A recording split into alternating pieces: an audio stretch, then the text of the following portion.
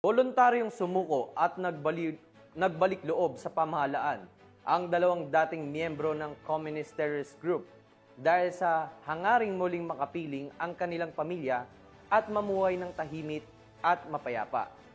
Police Master Sergeant Robert Basan Abella Jr. sa ulat.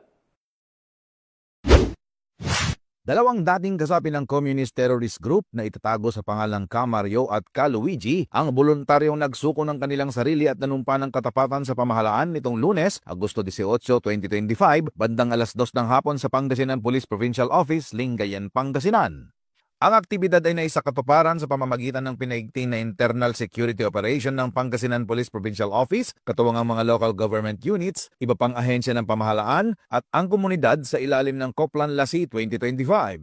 Pinangunahan ito ng Pangasinan First Provincial Mobile Force Company bilang pangunahing unit kasama ang Provincial Intelligence Unit Pangasinan, Provincial Investigation and Detective Management Unit, Regional Intelligence Unit 1 at Malasiki Municipal Police Station.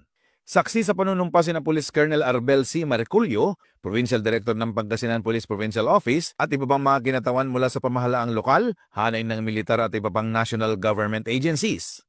Bilang bahagi ng programang Bagong Pilipinas na nagsusulong ng inklusibong kapayapaan at pagunlad, tinanggap ni Camario at Caluigi ang ayuda mula sa pamahalaan na kinabibilangan ng assorted grocery items at isang sako ng bigas.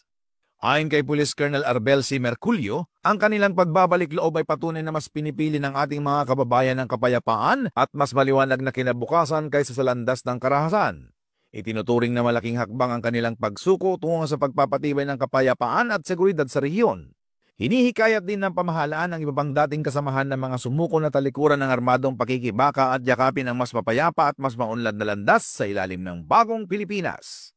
Mula dito sa Ilocos Region, ako po ang inyong PNN Correspondent, Police Master Sergeant Robert Abella Jr., alagad ng batas, tagataguyod ng Balitang Pulis.